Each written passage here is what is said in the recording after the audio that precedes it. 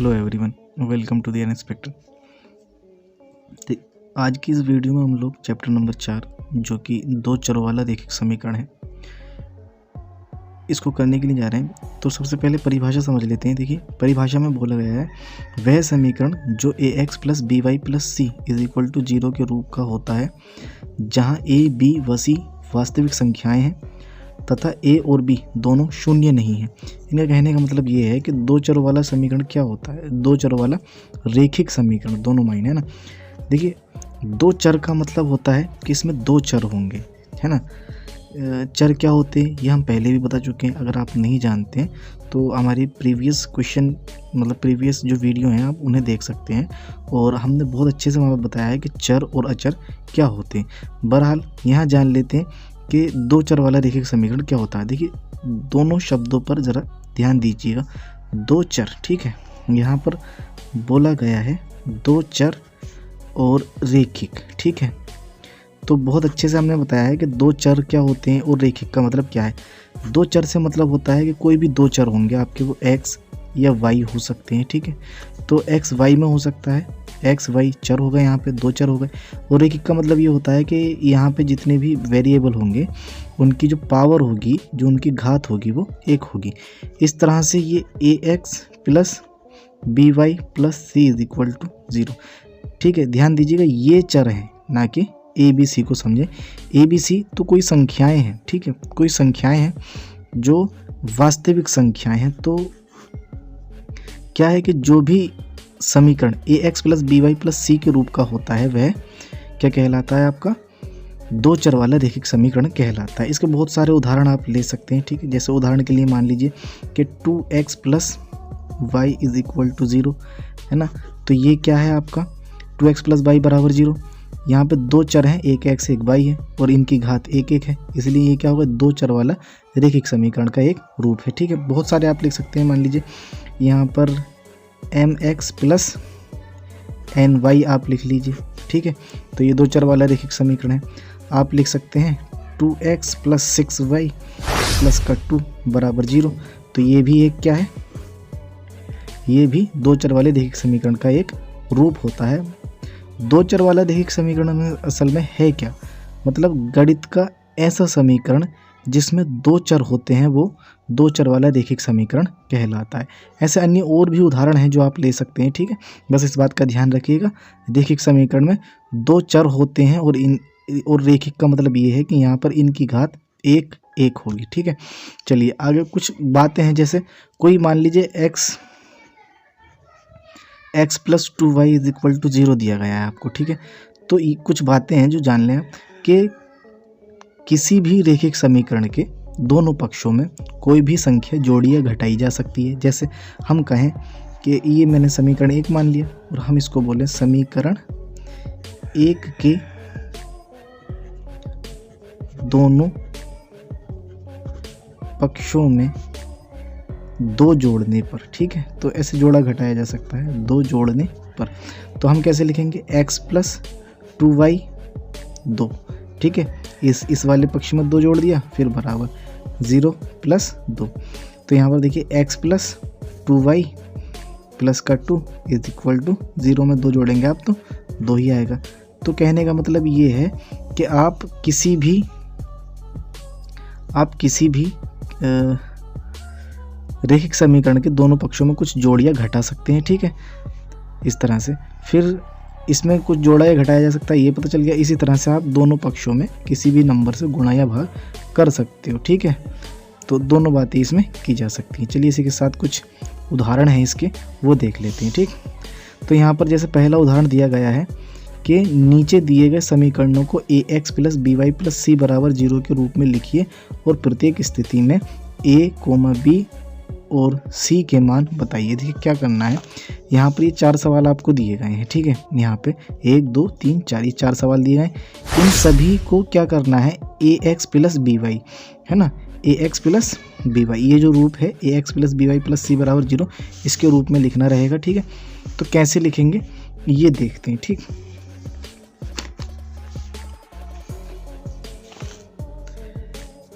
देखिए सबसे पहले हम एग्जाम्पल नंबर 1 के जो क्वेश्चन हैं उन्हें करेंगे, ठीक है। तो यहाँ पे जो पहला सवाल दिया गया है हमको वो ये दिया गया है 2x प्लस 3y बराबर -4.37।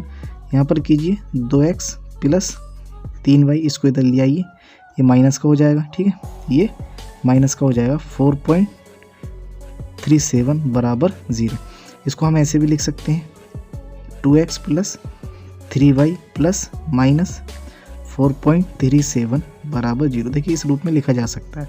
वजह ये है कि प्लस माइनस ही होता है, इसलिए इस रूप में लिखा जा सकता है, कोई दिक्कत इसमें नहीं है, ठीक है। तो अब क्या करेंगे हम, अब हम कहेंगे व्यापक रूप ax plus by plus c बराबर 0 से तुलना करने पर। देखिए तुलना जब करेंगे जो समान टर्म होती हैं, जो समान पद होते हैं, उन्हें छोड़ देते हैं। जैसे ax की ax से तुलना करेंगे तो x को छोड़ देंगे, यहाँ a बराबर कितना आ जाएगा 2, और y को छोड़ देंगे, b बराबर कितना आ गया 3, और c बराबर हो गया आपका -4.37, ठीक है। तो इस तरह से इसका आंसर हो जाता है, ठीक है, क्योंकि उन्होंने बोला था a, b और c के मान बताइए, तो वो भी हमने बता दिए। फिर अगला क्वेश्चन हमारा दूसरे में हमको दिया गया है x - 4 बराबर √3y। तो इसमें भी वही करना है। देखिए इसको इधर ले आइए, इसको -√3y ले आए और -4 बराबर 0। इसको इस तरह से लिख लेंगे -√3y प्लस -4 बराबर 0। फिर उससे वही कहेंगे हम, ठीक है, क्या कहेंगे कि व्यापक रूप ax plus by plus c बराबर 0 से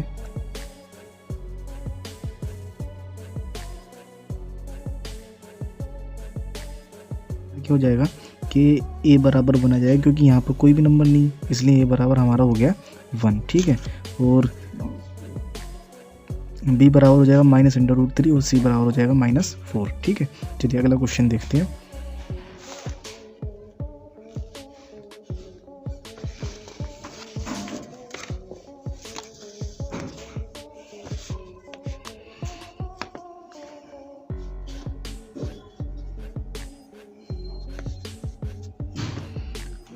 तो अगला जो क्वेश्चन दिया गया है, अगला क्वेश्चन यानी क्वेश्चन नंबर 3, जो एग्जाम्पल नंबर का 3rd क्वेश्चन है, यहाँ पर आप ध्यान दीजिए।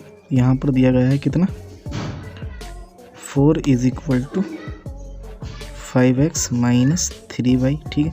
देखिए अपनी जगह पर सही है, बस इस 4 को इधर ले आइए मानी, तो ये हो जाएगा 5x - 3y और माइनस का 4 बराबर 0 हो गया, ठीक है। अब क्या करेंगे हम कि इसे 5x और इसको लिख लेंगे प्लस -3y, यहाँ पर प्लस -4 बराबर 0 हो गया, ठीक है। तो जब इतना हो गया, अब क्या करेंगे आप, व्यापक रूप यानी 2 चर वाले देखिए समीकरण के व्यापक रूप ax plus by plus c बराबर 0 से तुलना करने पर कराइए। तो देखिए समान पद छोड़ देते हैं, और a कितना आ गया आपका 5, b आ गया आपका -3 और c आ गया -4, ठीक है। तो ये इस तरह से आंसर हो जाता है इसका। अगला क्वेश्चन हमको दिया गया है, ये यहाँ पे दिया है, ठीक है, यहीं पे करा देते हैं। क्वेश्चन नंबर 4 में कह रहे हैं 2x बराबर y। तो इस y को आप इधर ले आएँ, 2x माइनस y बराबर 0 हो गया, ठीक है। और आप इसको ऐसे लिख सकते हो 2x प्लस -1 y प्लस का 0 बराबर 0, उस है ना। अब क्या करेंगे फिर व्यापक रूप, है, तो क्या हो जाएगा ये व्यापक रूप ax plus by plus c बराबर 0 से तुलना करने पर, ठीक है, तुलना करा दीजिए। तुलना जब आप कराएंगे तो क्या हो जाएगा, देखिए a कितना है आपका 2, b हो गया -1, और सी बराबर 0, क्योंकि सी जो है वो 0 है। इस तरह से ये सारे क्वेश्चन इस एग्जाम्पल के हो जाते हैं। ठीक है, अगला जो क्वेश्चन है उसमें बोला गया है कि एग्जाम्पल नंबर 1, नीचे दिए गए समीकरणों को ax plus B Y plus c बराबर 0 के रूप में लिखिए और प्रत्येक स्थिति में a, b और c के मान बताइए। ठीक, तो इसमें देखिए यहाँ पर ये पहला क्वेश्चन दिया गया है। ठीक है, इसको हमें क्या करना है, हमें इन्हें चेंज करना है दो चर वाले रैखिक समीकरण में। ठीक है, तो कैसे करेंगे, देखिए सबसे पहले मैंने पहला वाला क्वेश्चन लिख लिया, यहाँ पर दिया है x बराबर -5। ठीक, तो हम क्या करेंगे कि इसको इधर लेकर के आए, +5 बराबर 0 हो गया। अब देखिए यहाँ पे y नहीं है ना, तो y लिखने के लिए हम क्या करेंगे, 0 × y लिख सकते हैं और प्लस का 5 बराबर 0। तो ये इसका आंसर हो जाएगा। यहाँ पर आप देखेंगे दो चर वाले रैखिक समीकरण के रूप में ये आ गया। ठीक है, अगला क्वेश्चन नंबर 2, यहाँ पर वो बोला गया है कि y बराबर कितना है, 2 है। तो इसको इधर ले आइए, y है ना, y -2 बराबर 0 हो जाएगा। अब यहाँ पर x नहीं है तो x लिख सकते हैं आप, 0 × x प्लस का y -2 बराबर 0। ठीक है, 0 में लिख सकते हैं क्योंकि 0 × x 0 ही होगा। फिर क्वेश्चन नंबर आपको दिया गया है थर्ड। क्वेश्चन नंबर थर्ड में कह रहे हैं 2x बराबर 3, यानी 2x - 3 बराबर 0 हो गया। अब यहाँ देखिए y नहीं है, y के लिए आप क्या करेंगे, प्लस 0 × y और -3 बराबर 0। तो इस तरह से ये क्वेश्चन भी आपका हो गया। अगला क्वेश्चन ये दिया गया है ना, तो आप इसको ऐसे लिख सकते हैं, क्वेश्चन नंबर 4 का उत्तर जो है वो ऐसे हो जाएगा कि 5y -2 बराबर 0 है ना, और यहाँ पर x नहीं है तो 0 × x प्लस 5y -2 बराबर 0। तो ये आंसर हो जाता है। इस तरह से ये सारे क्वेश्चन आपके हो जाते हैं। ठीक है, तो अगला सवाल यहाँ पे 4.1 का ये दिया है कि एक नोटबुक की कीमत एक कलम की कीमत से 2 गुनी है। इस कथन को निरूपित करने के लिए दो चरों वाले एक रैखिक समीकरण का मतलब एक रैखिक समीकरण लिखिए। तो देखिए इसके उत्तरों को हम कैसे लिखेंगे, हम मान लेंगे, माना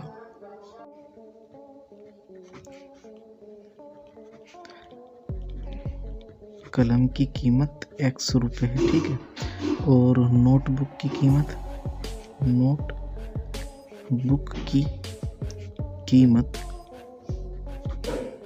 वो y है। तब प्रश्न अनुसार, और ये बता दिया गया है कि नोटबुक की जो कीमत है वो 2 गुनी है किसकी, कलम की कीमत से, है ना, कलम की कीमत से। ठीक है, तो देखिए कुल क्या हो जाएगा आपका, तब ये हो जाएगा कि y बराबर हो जाएगा 2x। ठीक है, अगर आपने कलम को x माना है और नोटबुक को y माना है तो यही आएगा। बुक में आप ये नहीं देखिएगा कि x बराबर 2y है। ठीक है, जो माना जाता है उसके हिसाब से आप लिखेंगे, और ये जो समीकरण है इस दिए गए संबंधों को पूरी तरह संतुष्ट करती है। ठीक है, तो इसलिए इसका आंसर ये हो गया। बुक में हो सकता है यहाँ पर x हो, यहाँ y हो। ठीक है, चलिए अगला क्वेश्चन करते हैं। अगले क्वेश्चन में बोला गया है कि निम्नलिखित समीकरणों को ax plus B Y plus c बराबर 0 के रूप में लिखिए और प्रत्येक स्थिति में a, b और c के मान बताइए। तो देखिए सबसे पहले इसका उत्तर लिखना है आपको। यहाँ पर क्या करेंगे हम, यहाँ 2x प्लस 3y माइनस 9.35 का बार बराबर ये 0 हो जाएगा। इसे आप लिख सकते हो 2x plus 3y plus minus 9.35 बराबर 0। अब क्या करेंगे, व्यापक समीकरण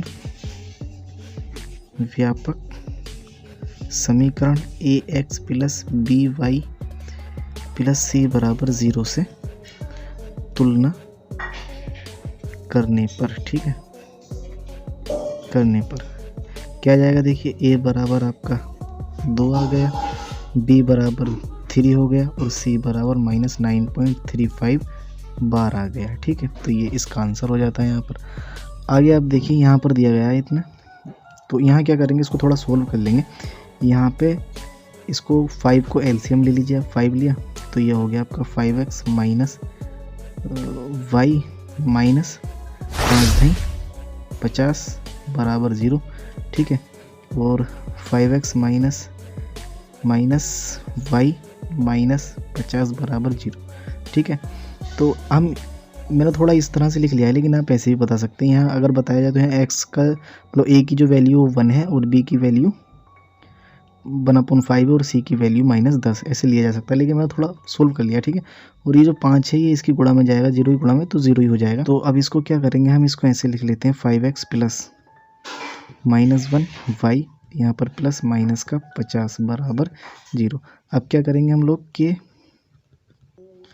व्यापक समीकरण ax plus by plus c बराबर 0 से तुलना करने पर, ठीक है, तुलना से क्या हो जाएगा आपका, ये हो जाएगा आपका कि a बराबर 5 हो गया, b बराबर -1 हो गया और c बराबर -50 हो गया। इसके दूसरे मान अगर आप केवल इसी से निकालें तो ये भी हो सकते हैं कि a बराबर आपका आ जाएगा 1 और b बराबर हो जाएगा -1/5 और c बराबर हो जाएगा -10। अगर आप इसको सोल्व नहीं करेंगे आगे तब ये वैल्यू दी जाएंगी ए बी सी की, और अगर आप सोल्व करते हैं तो ए बी सी की ये वैल्यू आएंगी, ठीक है, दोनों हो जाएंगे। आगे ये दिया गया है यहाँ पर, इसको लिख लीजिए। देखिए यहाँ पर -2x प्लस 3y -6 बराबर 0। तो अब ये तो इसका समीकरण का रूप आ गया, ठीक है, देखिए समीकरण का। अब सिंपली बता सकते हैं यहाँ पे, फिर ये लिखेंगे व्यापक समीकरण ax plus by plus c से तुलना करने पर, तो यहाँ a बराबर आ जाएगा आपका -2 और b बराबर आ जाएगा 3 एंड c बराबर आ गया -6।